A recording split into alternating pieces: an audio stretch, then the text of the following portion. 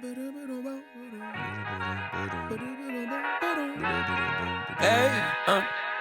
to whoever may need this nugget of encouragement, things will be alright, so quit your worrying. I get it, the odds seem stacked back against the wall, but even consider it such, no, you'll stand.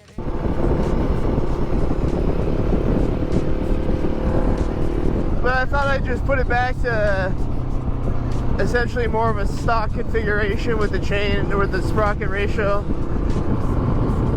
And we got a bunch of rain last night and today. So I'm taking the opportunity to come out here and ride in a bit of sand in the moisture and the hero dirt. There's gonna be other people out here thinking the same thing.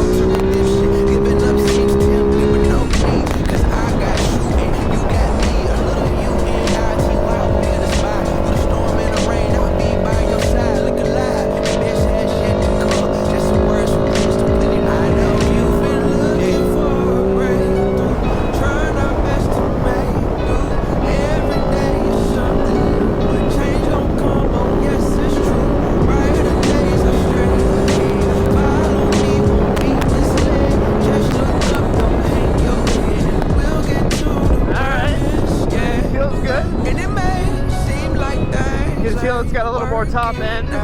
It's not winding out as quickly, so it feels good. But then again, the sand is nice and full of traction right now.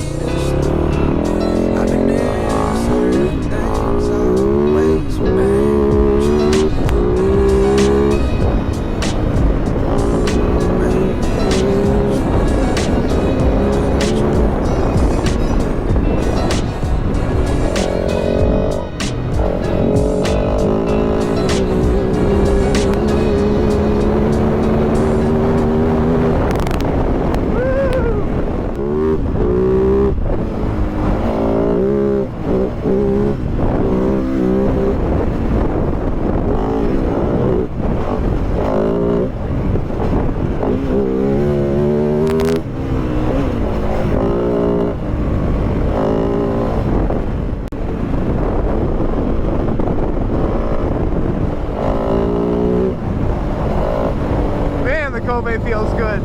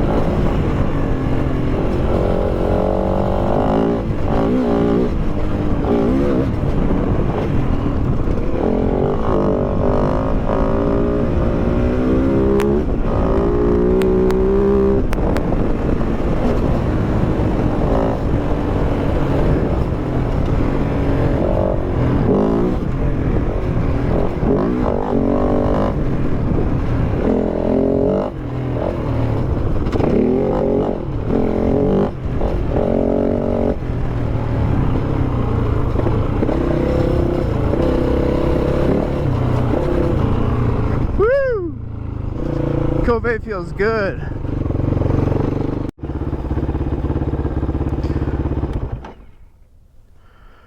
Woo! Yeah. Kove's ripping right now. Feels great. Kick off this trail tech real quick as the battery is about dead. So yeah, coming out here today. Hopefully the Kove's in a good shot right there.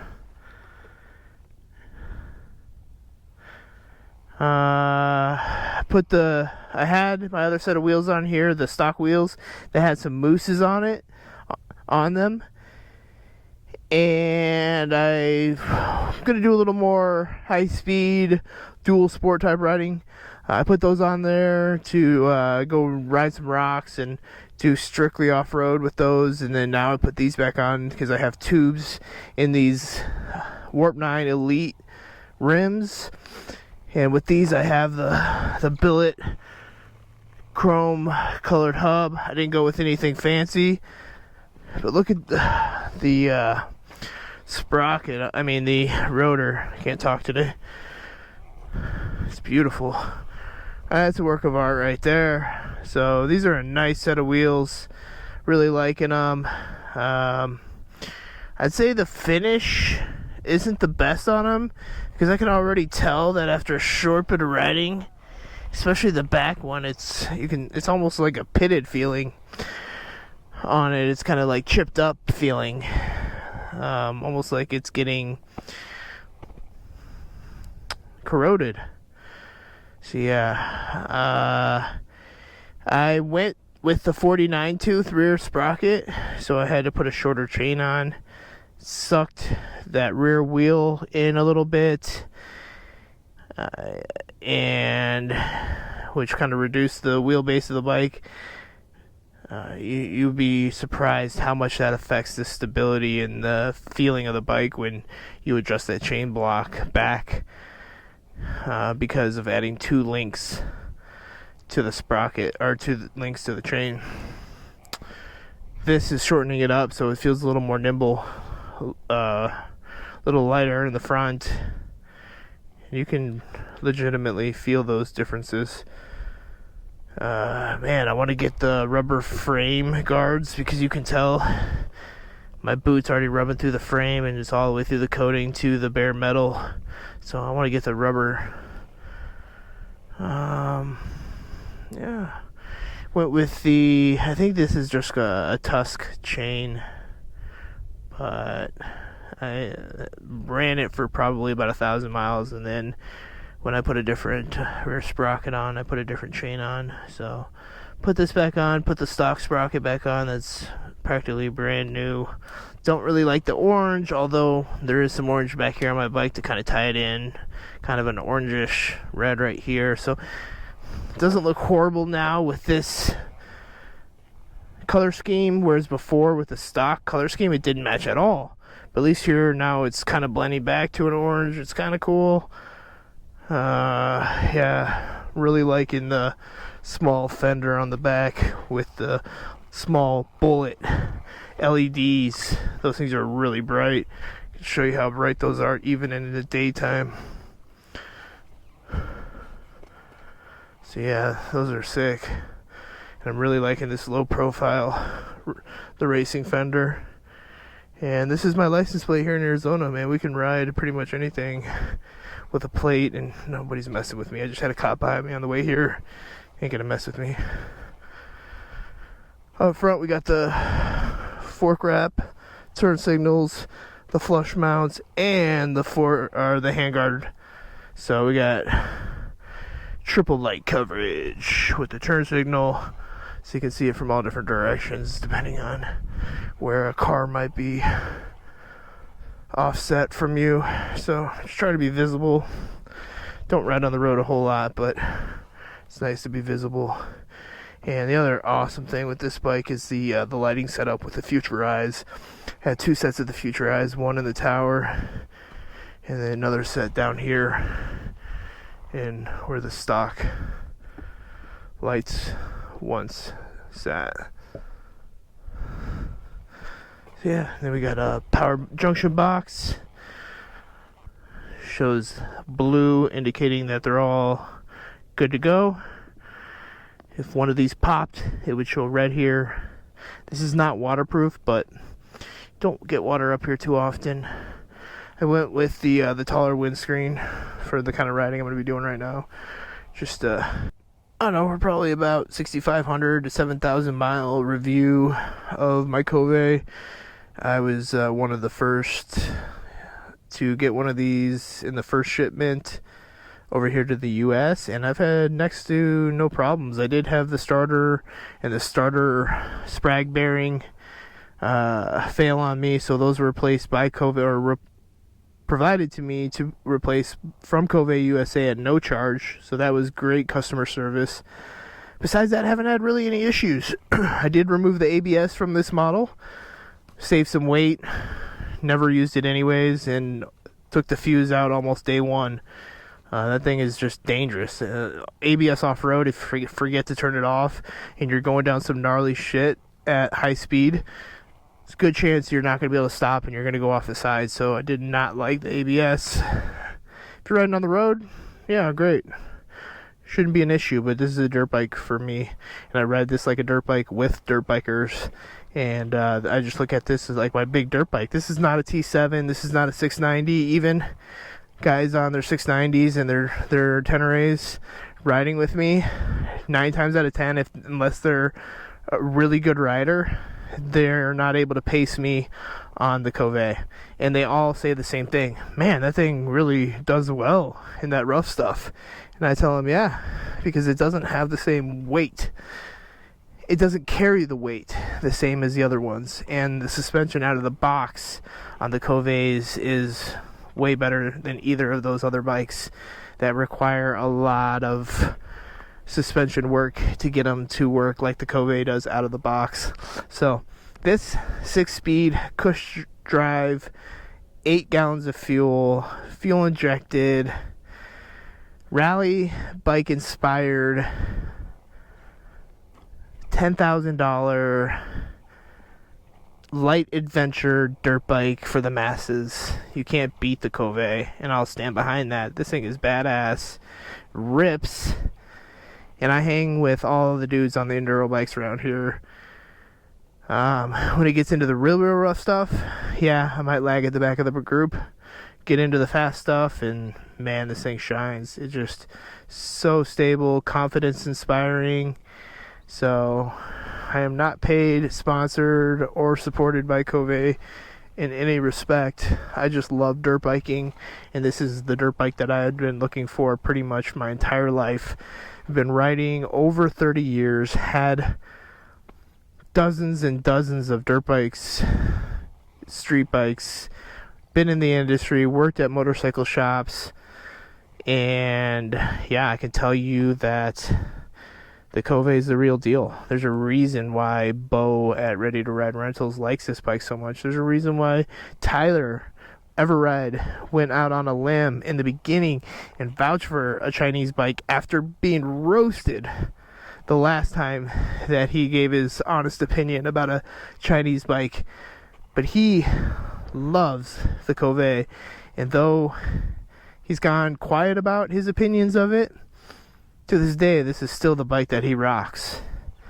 There's a lot of guys that if you can get over and past the whole Chinese bike stigma, that the Kove 450 Rally is an amazing bike, and I really, really dig it. And it's kind of disheartening when people like Jimmy Lewis, you add this bike to his Rooster Endo, and they just laugh and say, oh, well, you probably saved a lot of money on it, so you don't need to win because you don't need the $100 from Takamoto. It's like, get out of here, you conceited a-hole. Anyway, yeah, I love Jimmy Lewis. Been to his riding schools. Amazing rider. When you ride with guys like that and they come flying by you through the air,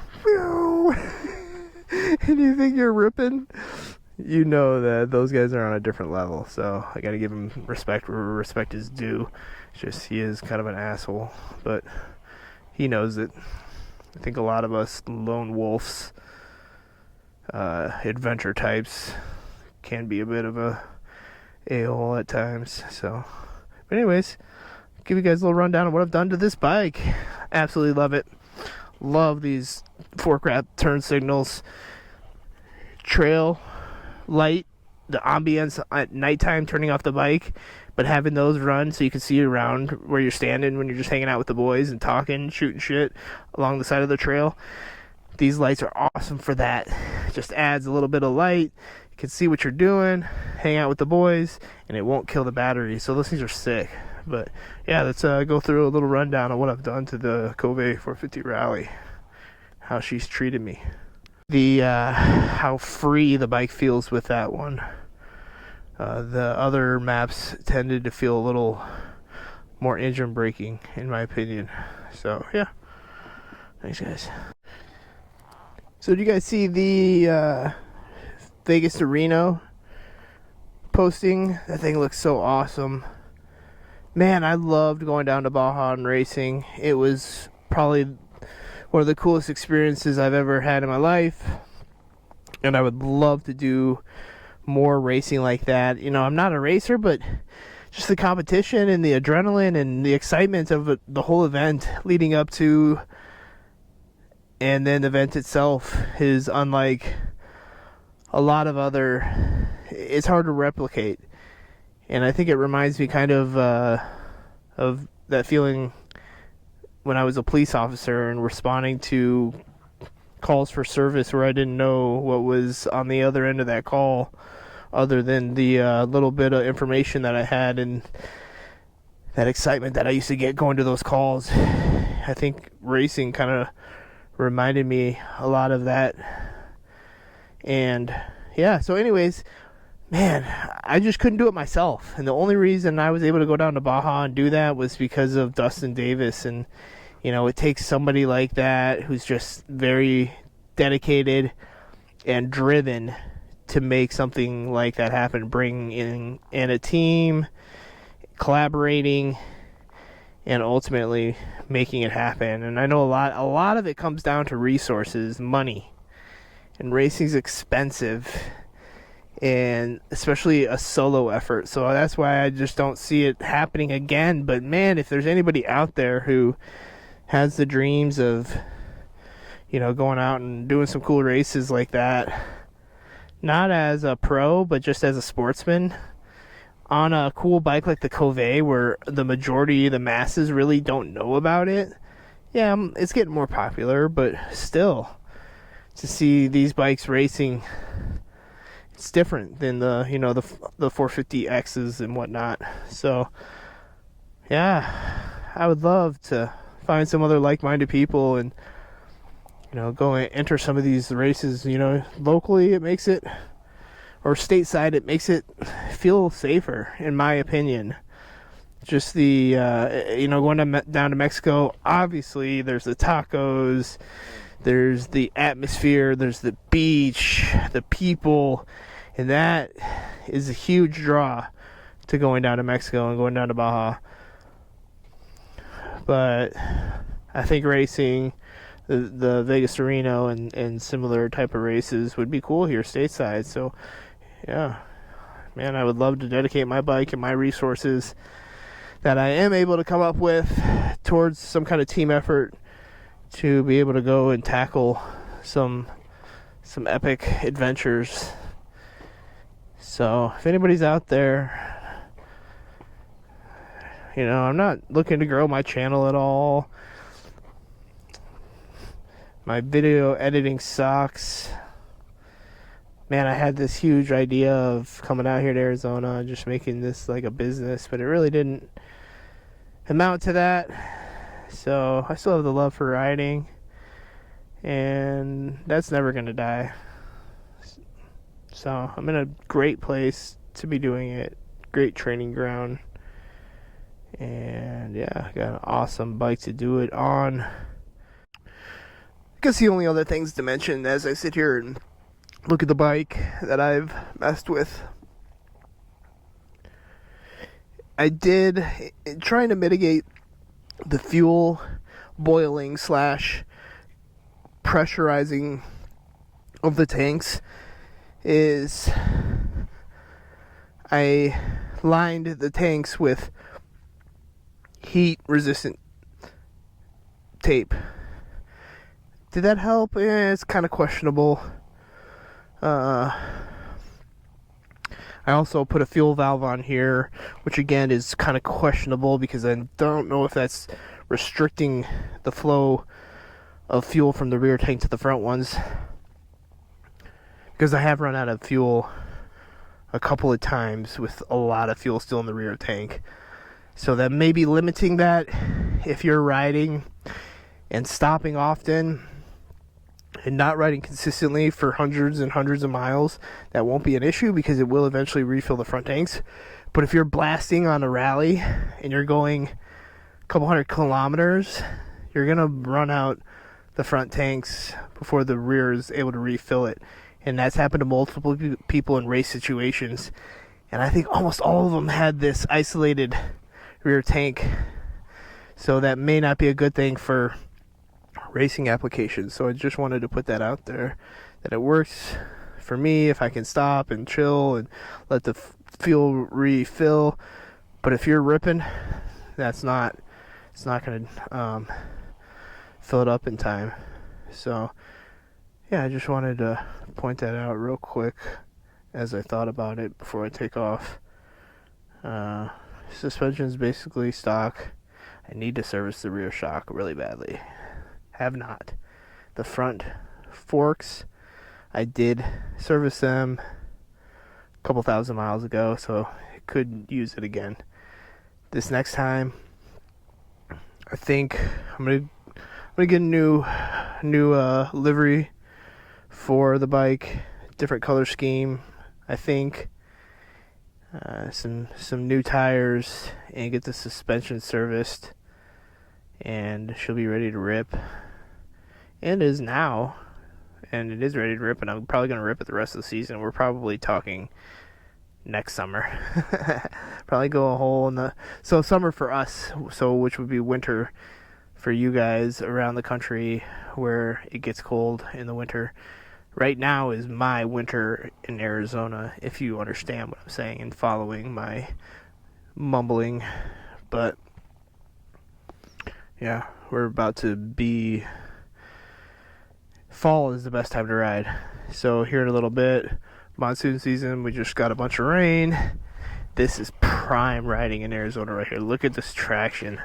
This soft sand has turned into hero dirt, and we're ready to go rip it. So I'm gonna go get in some miles, some throttle therapy after working from home today, and yeah, all aboard the trusty Kove 450. Thanks guys for watching. Let's go. Alright, got like no battery, but let's go on a little rip. Let her rip. Potato chip. I think it's tater chip, huh?